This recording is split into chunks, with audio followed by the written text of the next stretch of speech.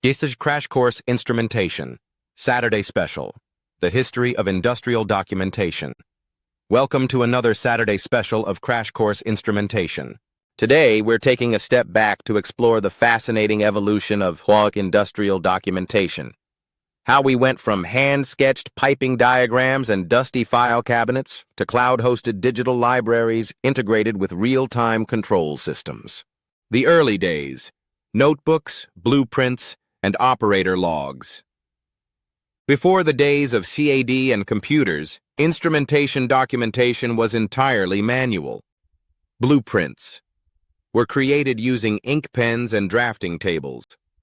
Loop sheets and wiring diagrams were hand-drawn for every circuit.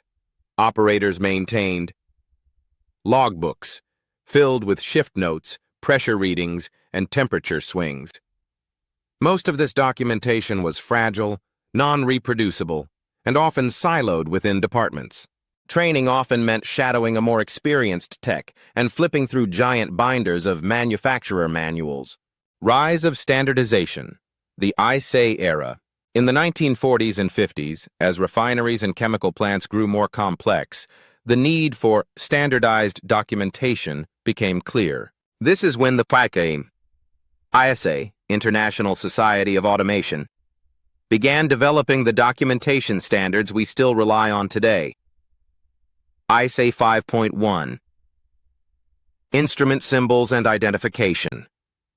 ISA S20, Specification Forms for Process Control Instruments. These standards allowed engineers and techs to read schematics across different plants and companies with shared understanding. The Xerox generation. Paper dominates. From the 1960s through the 1980s, plants exploded in size, and so did their documentation. Entire document control departments were tasked with maintaining binders and microfilm copies. Copy machines and fax were cutting-edge tools to share loop diagrams and datasheets. Redlines, manual markup, became the norm for field updates. A single refinery could house tens of thousands of paper documents, with updates taking weeks to distribute.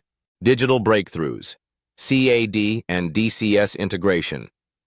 The 1980s and 90s saw the adoption of AutoCAD, Intergraph, and later, SmartPlant, software that digitized plant schematics. Simultaneously, DCS systems like Honeywell's TDC 2000 began to offer basic integration between control tags and documentation.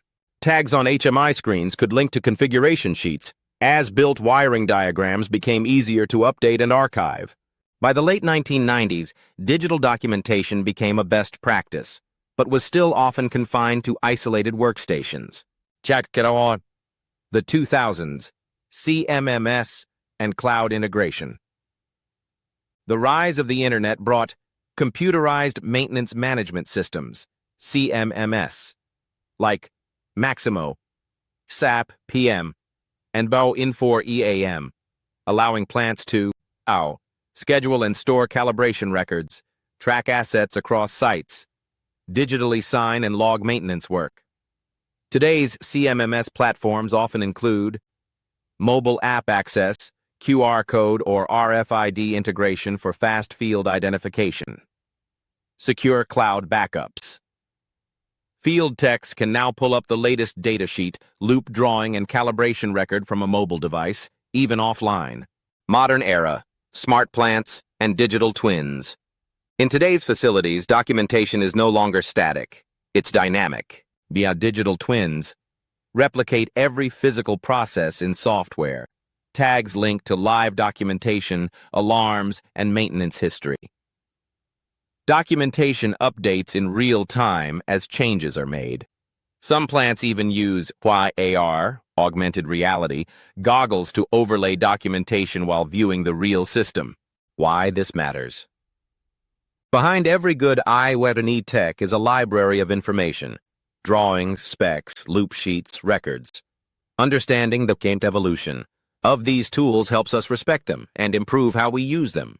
Bottom line, Industrial documentation has gone from leather-bound logbooks to cloud-connected smart systems in under a century.